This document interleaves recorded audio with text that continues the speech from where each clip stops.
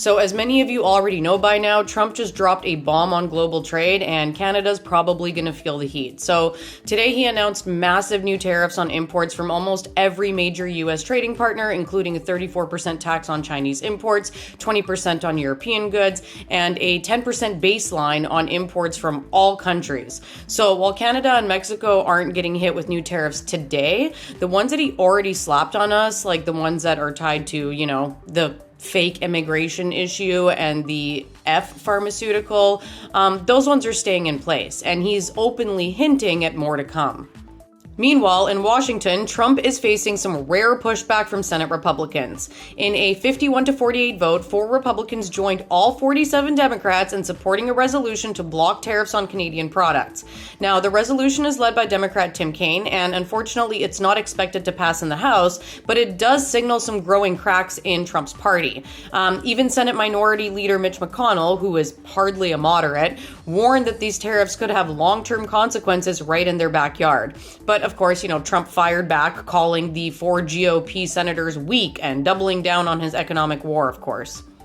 Trump is saying that the U.S. is facing an economic emergency and claims that these tariffs will bring back factory jobs by making imports more expensive and forcing companies to manufacture in America. And he's justifying this using a 1977 emergency law that lets him act without Congress, meaning that this is entirely his decision. His argument for this is that the U.S. has been looted, pillaged, raped, and plundered, and this is in his own words, by the way, by other nations through unfair trade. And he claims that these tariffs will fix a $1.2 trillion trade imbalance, and that this is going to bring in hundreds of billions for the U.S. government. Now, at the White House, Trump celebrated this economic disaster as a victory, calling it Liberation Day, and claiming that this is the golden age of America. Now, I'm sure the question on everybody's mind is, what does this mean for Canada? So, even though we're not directly targeted today, we're already dealing with Trump's past tariffs on steel, aluminum, and goods tied to border security. And since our economy is deeply tied with the US, we are going to feel the ripple effects. Now, here's why. Number one, the U.S. economy is our biggest trading partner, so if it slows down, then so do we. And these tariffs could cause a recession in the States, and since so much of our economy depends on exports to the U.S., we're going to feel it pretty damn hard. Number two, retaliation is coming, right? Canada has already hit back with its own counter tariffs, and Prime Minister Mark Carney has made it clear that we're going to keep doing so.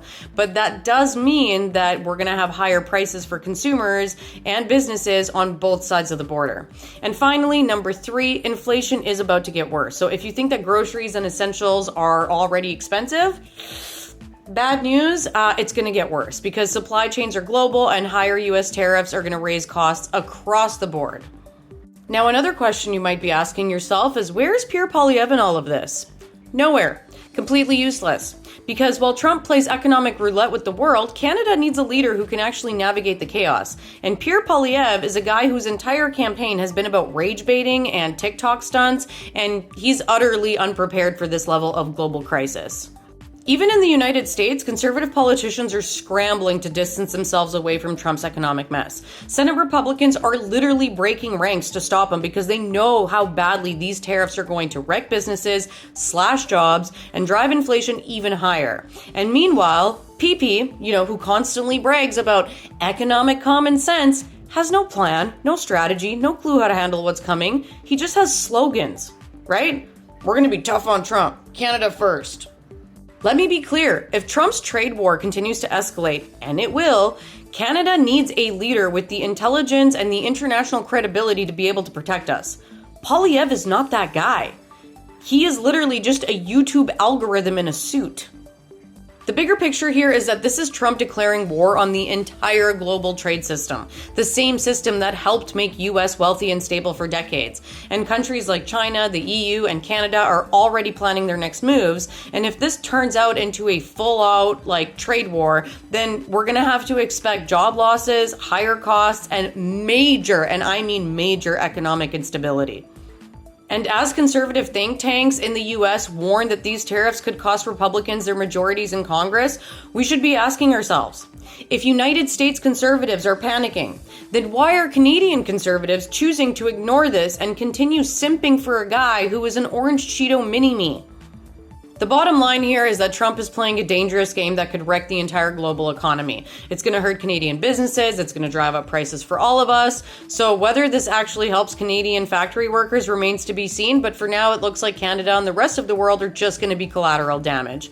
And if we don't elect a serious leader in the next election, we're going to be in for a very, very rough ride. So please go to smartvoting.ca, look at your local riding, figure out who has the best chances to beat out the Conservatives, and go out and vote.